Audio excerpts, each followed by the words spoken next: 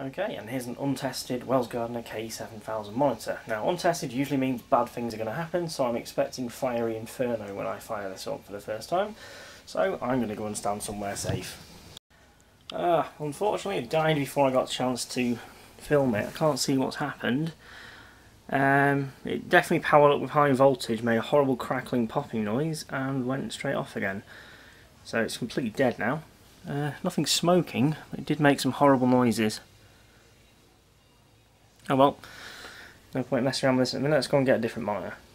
Okay, next up is a slightly more modern Wells Gardner K7000 series. Again, let's hope that this one doesn't release the fury. Well, this one's crackling, I can't see where from, even in the dark, so I'm going to give the anode cap a clean up just in case it's that. Okay, big discharging probe connected up to the meter so we can monitor the voltage as we discharge. Hey look, that frame actually makes a nice stand for it. Right, I can't really do this with the damn camera in my hand, so I have to put it down, sorry.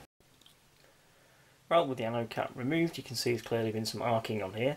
So we're going to get the isopropyl alcohol and a rag and clean that up. Go on.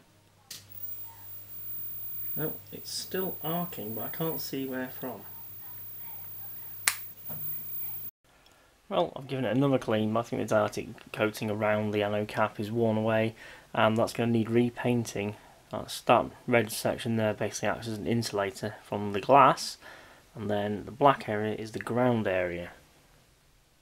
So let's try it one more time. I've just cleaned it again, and I've just gone over it with a hot air gun to make sure it's absolutely dry and moisture free, and we'll try one more time. Okay, we actually might be arc free this time. You can hear the high voltage, no arcing sounds.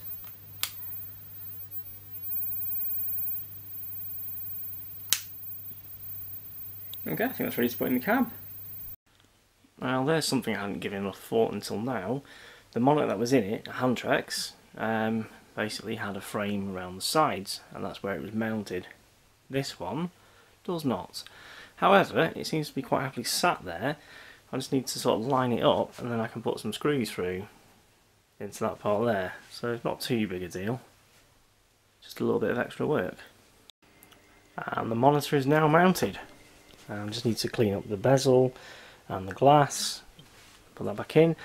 Finish off the wiring loom, or at least checking it to make sure it's right before I plug the PCB in. And then we are not far off being able to test that. So here's another job to do. The marquee's not lighting up, and obviously we need it to light up so it looks nice and pretty.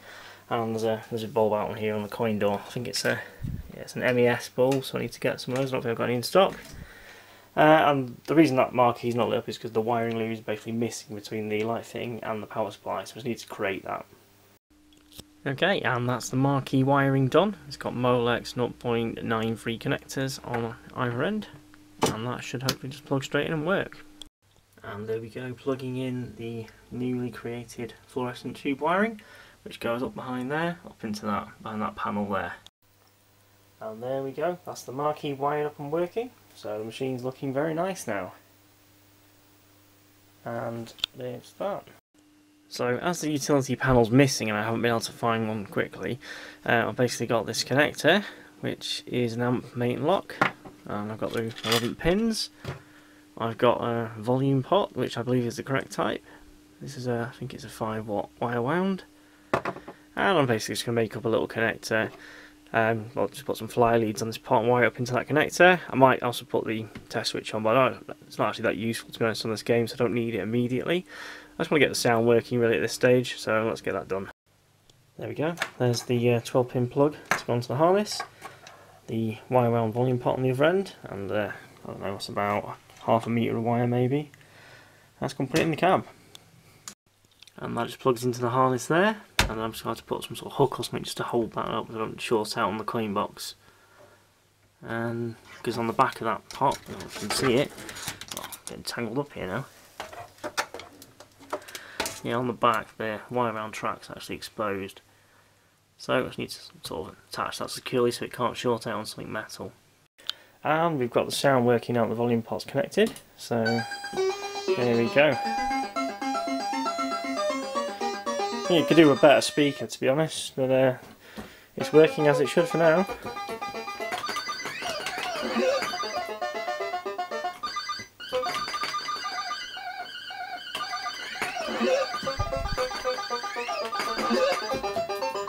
One-handed dig dug.